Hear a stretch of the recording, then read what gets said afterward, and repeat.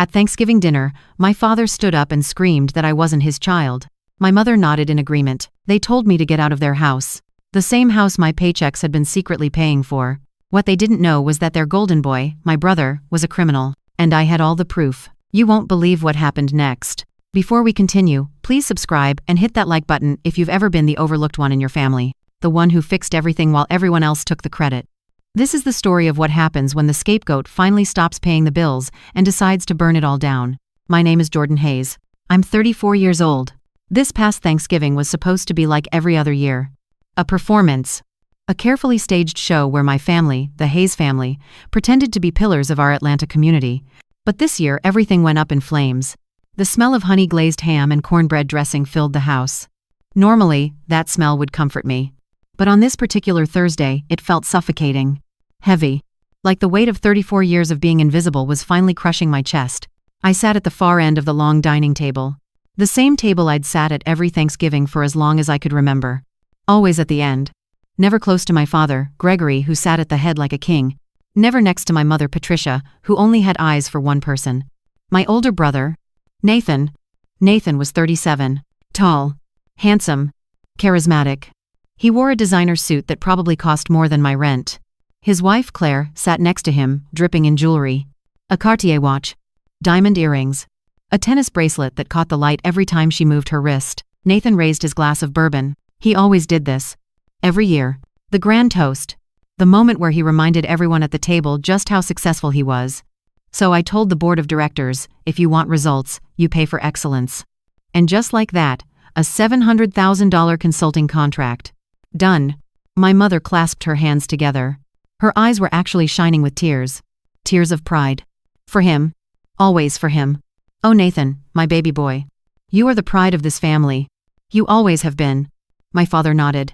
He raised his own glass. His voice boomed across the table. That's my son. That's what hard work and integrity look like. I took a sip of my water. I didn't say anything. I never did. This was the script. This was how Thanksgiving worked in the Hayes household. Nathan was the star. I was the background character. The boring one. The one with the boring job. The one who never achieved anything worth celebrating. My father turned to me. It wasn't affection in his eyes. It was obligation. The kind of look you give someone you have to acknowledge but don't really want to. Jordan, he said, his tone already dismissive. How's that little job of yours? Still pushing papers? I felt the familiar sting. The same sting I'd felt 1,000 times before. But I kept my face neutral. It's good, Dad. Steady. He snorted. Steady. That's one way to put it. Nathan here is out there changing the game, making real money, building a legacy. And you're steady. My mother chimed in.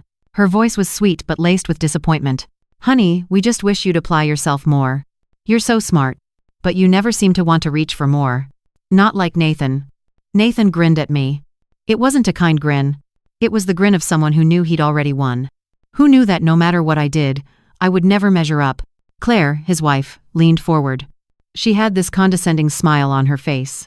Jordan, sweetie, have you thought about going back to school? Maybe getting an MBA? It's never too late to reinvent yourself. I looked at her. At that Cartier watch on her wrist. I knew exactly how much that watch cost. $18,000. I knew because I'd seen the credit card statement. Not hers. My mother's. But I didn't say anything. Not yet. I just smiled. I'm good, Claire. Thanks. The dinner continued. Nathan told story after story about his consulting firm. About the clients he'd landed. About the deals he'd closed. My parents hung on every word like he was delivering the gospel. Then my father stood up. He tapped his glass with a fork. The room went quiet. I want to make an announcement, he said. His voice was filled with emotion. Real emotion. The kind he never showed me. Patricia and I have decided to help Nathan and Claire with a very special investment. We're giving them the lake house. I felt my stomach drop. The lake house. The house my grandparents had built. The house that was supposed to be split between Nathan and me when my parents passed.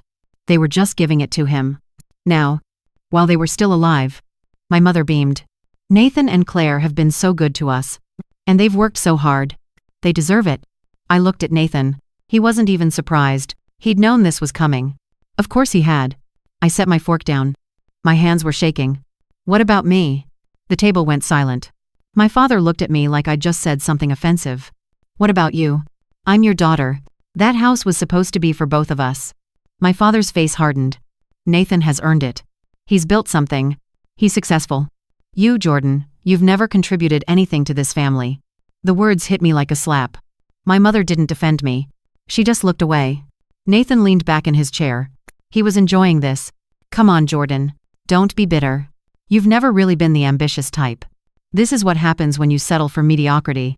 Something inside me snapped. Not in a loud way. Not in a screaming, dramatic way. It was quiet. A switch flipped. And suddenly, I was done. I stood up. Everyone stared at me. You want to know what I contribute? I looked at my father. I pay your mortgage. Silence. Complete silence. What are you talking about? My father's voice was sharp. I pulled out my phone. I opened my banking app. I turned the screen toward them. For the last 3 years, I've been transferring $2,000 a month into Mom's account. I thought it was for her savings. Turns out, it's been going to cover your mortgage payments. Because your construction business went bankrupt 5 years ago, and you never told anyone. My mother's face went white. My father's jaw clenched. Nathan laughed. It was a nervous laugh. That's ridiculous. I turned to him. Is it? Is it also ridiculous that your consulting firm doesn't actually exist? Claire's smile vanished. Nathan's face hardened. What the hell are you talking about? I swiped to another screen on my phone. I'm a senior forensic analyst, Nathan. My boring job? I audit financial crimes. I find fraud. It's what I do for a living. And 6 months ago, I got an alert. A credit inquiry on Mom and Dad's accounts. From the Small Business Administration. A $300,000 loan application. Submitted by you. For a company that doesn't exist. The room was dead silent. You could hear the air conditioning humming. I kept going. You forged their signatures. You created fake financial statements. You claimed $500,000 in revenue for a business that has no clients, no office, no bank account. And then you took that $300,000 and spent it on a lifestyle you can't afford. Claire stood up. Her face was red. This is insane. Nathan would never. I looked at her.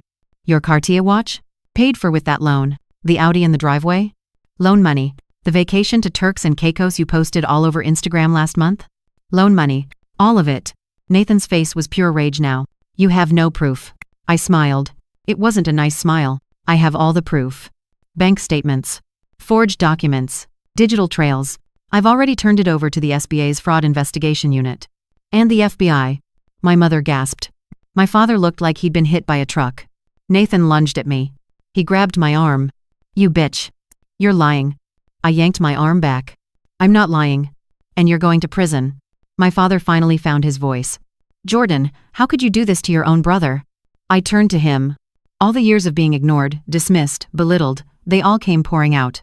How could I do this? Dad, I've been keeping this family afloat for years. I paid your mortgage. I sent money for Mom's medical bills. I covered Nathan's so-called business expenses when you asked me to help out. And the whole time, you treated me like I was nothing. Like I didn't matter. Like I was the failure. My voice was shaking now. Nathan is a criminal. He committed federal fraud. He forged your signatures. He stole $300,000. And you're asking me how I could do this to him? My father stood up. His face was twisted with anger. You're not my child. No daughter of mine would betray her family like this. My mother nodded. She was crying, but she nodded. Get out. Get out of this house. I looked at them. At their faces. At the people who were supposed to love me, protect me, see me.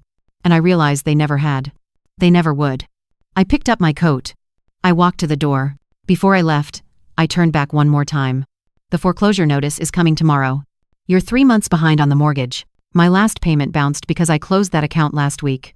And Nathan, the FBI will be here Friday morning. I walked out. I got in my car. I drove away. And I didn't look back.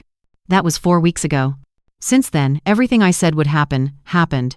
Nathan was arrested. Federal fraud charges. Forgery. Wire fraud. He's looking at 5 to 10 years in prison. Claire filed for divorce. She moved back to her parents' house in Florida. My parents' house went into foreclosure. They had to move into a small rental apartment. My father's pride was shattered. My mother stopped calling me. And me? I'm okay.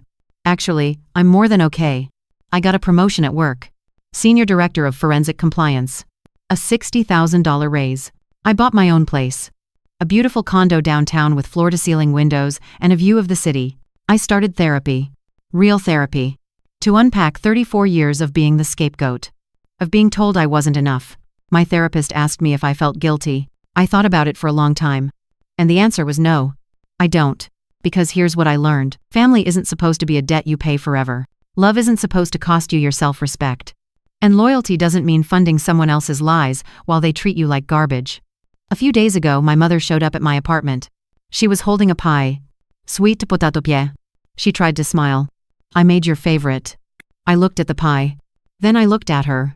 Mom, I don't like sweet potato pie. I never have. That's Nathan's favorite.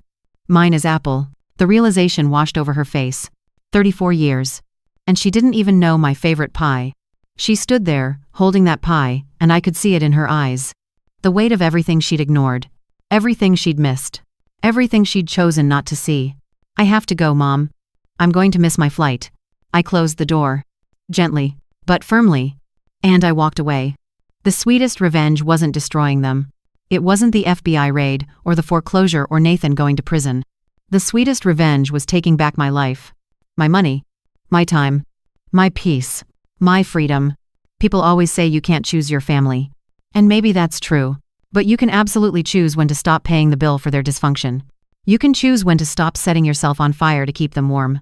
You can choose when to walk away. I chose. And I've never been happier. Have you ever had to make a choice like that? To protect your peace from the people who were supposed to protect you? Share your story in the comments below. And if this story resonated with you, please like and subscribe. Because the truth is, financial independence isn't just about money. It's the ultimate form of freedom. Your worth is not negotiable. Never finance your own mistreatment. Thank you for listening.